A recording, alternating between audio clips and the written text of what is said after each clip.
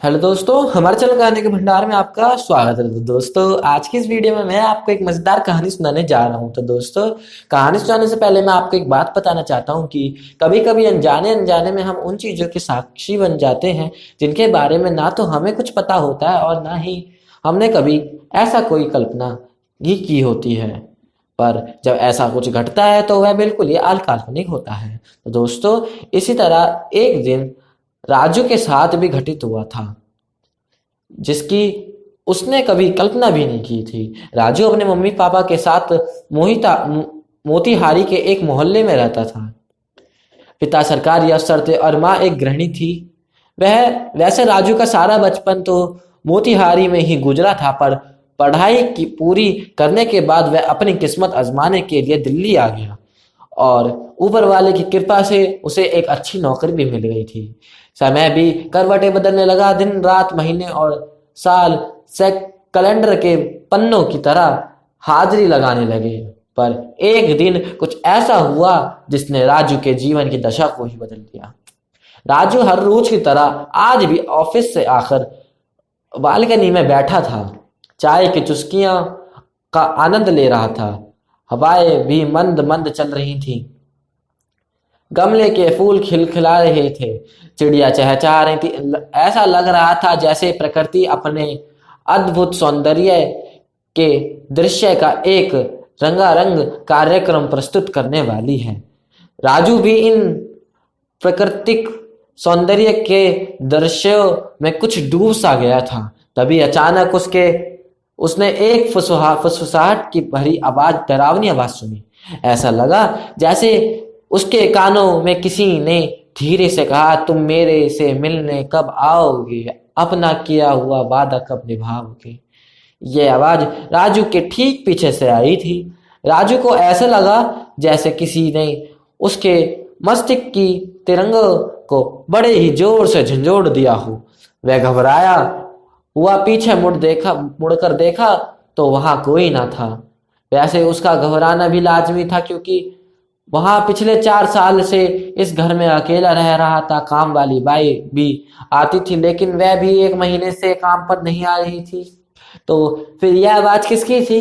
राजू को जब कोई न दिखा तो वह अपने कमरे के अंदर जाके खुद ही तलाशी करने लगा, पर कमरे के अंदर भी किसी को ना पाकर उसने सोचा कि शायद यह उसका वहम है और कुछ नहीं। समय ने एक बार फिर तेज रफ्तार पकड़ ली और सब कुछ ठीक चलने लगा। राजू ने भी उस बीती हुई बात को अपने वहम समझ के भुला दिया। पर वो बीती हुई बात कोई वहम नहीं थी, वह तो किसी अनहोनी की पहली दास्तान थी। और इसका परिणाम यह हुआ कि एक रात राजू चिल्लाता हुआ नींद से उठकर बैठ गया। उसका पूरा शरीर कांप रहा था। वह सिर से लेकर पांव तक पूरी तरह पसीने में भीग चुका था। उसे यह समझते देर नहीं लगी कि शायद वो बुरी बुरी तरीके से पूरी तरीके से डरा हुआ था और उसने कोई डरावना सपना देखा था। पर सपना क्या था, यह उसको याद ना आ रहा था। उसने अपने दिमाग पे थोड़ा जोर दिया तो उसे याद आया कि उसने कोई धुंधली आकृति देखी थी। लेकिन चौंकने वाली बात यह थी कि उस आकृति की आवाज में भी वही प्रश्न थे जो कुछ दिन पहले राजू ने अपने कानों में सुने था कि तुम मेरे से मिलने कब आओगे, अपना किया हुआ वादा कब निभाओगे। अब तो जैसे राजू के पांव के नीचे से जमीन खिसक गई थी। उसके आंखों के सामने तो एक पल को जैसे अंधेरा ही छा गया था। अब उसके सब्र ने भी उसका साथ छोड़ दिया था। उसकी धड़कनें तेज हो चुकी थी और हिम्मत भी टूट चुकी थी। लेकिन गला प्यास से सूखा जा रहा था।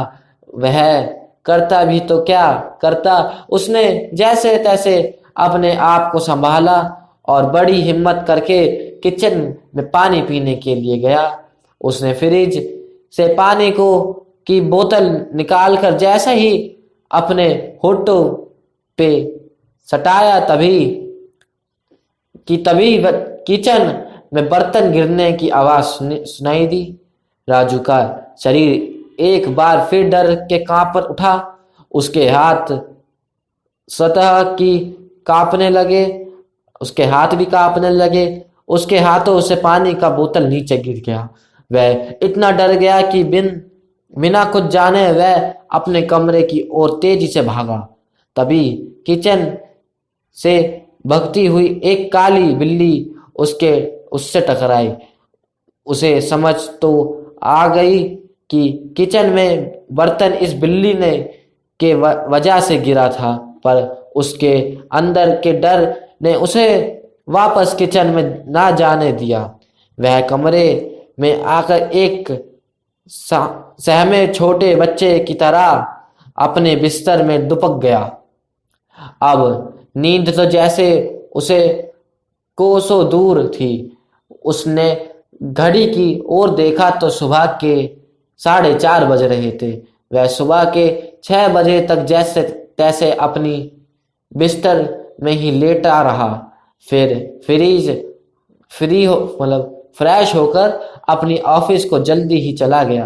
राजू ने के ऑफिस में उसके कई मित्र थे, पर उनमें से साहिल ही एक अकेला ऐसा था जिससे राजू अपनी हर बात और हर प्रॉब्लम को साझा करता था।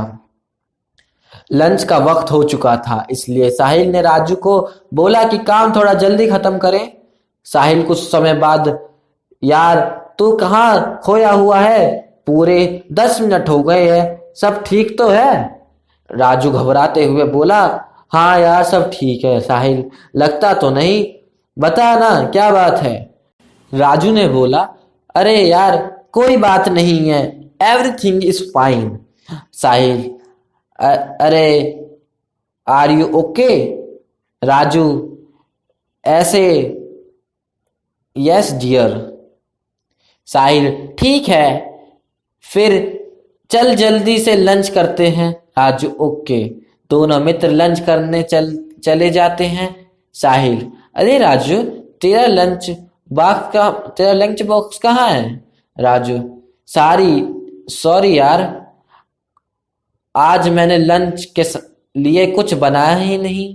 साहिल, फिर बाहर से कुछ ऑर्डर तो किया होता? राजू, नहीं, मुझे याद नहीं रहा। साहिल, ओके कोई बात नहीं, मेरे लंच है ना, मिल बांट के खा लेंगे। वैसे यार एक बात पूछूं? राजू, पूछना। साहिल ने कहा, पहले तू प्रॉमिस कर। राजू, ओके बाबा, प्रॉमिस।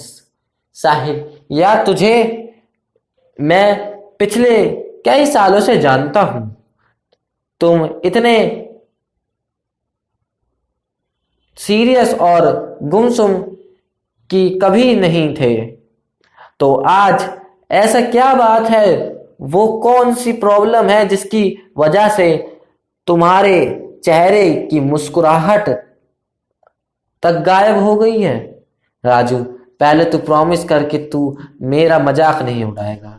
साहिल, अरे यार कैसी बात करता है तू, छोड़ इन बातों को और अपनी समस्या बता। राजू ने अपनी सारी आप बीती साहिल को बता दी।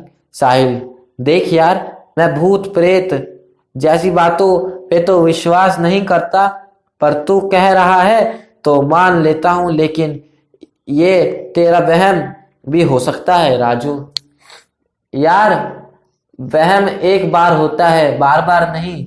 मुझे पहले पता था, सबकी तरह तू भी मेरे बातों पर विश्वास नहीं करेगा। साहिल, सॉरी यार, पर मुझे तुझ पे पूरा विश्वास है। सुन मेरी मान, तो कुछ दिन के लिए मोतिहारी चला जा, अपने घर वालों से मिल भी लेगा और क्या पता ये चीजें ठीक भी हो जाए। वैसे भी तूने लंबे समय से कोई छुट्टी भी नहीं ली है। राजू, यार तो ठीक कह रहा है, मैं कल ही घर के लिए निकल जाता हूँ, लेकिन तेरी एक मदद चाहिए। साहिल, हाँ बोलना। राजू, आज रात तो मेरे साथ मेरे ही रूम पे रुक जा। साहिल, ओके ओके मेरे बाप, ठीक है। फिर दोनों ऑफिस के बाद राजू के घर के लिए चलते हैं। तो दोस्तों, अगर आपको हमारी ये कहानी का एक छोटा सा पहला भाग अच्छा लगता है तो प्लीज हमारे चैनल को लाइक करें, सब्सक्राइब करें और शेयर करें। और इसका अगला पार्ट मैं बहुत जल्दी लेके आऊंगा। तो राधे राधे।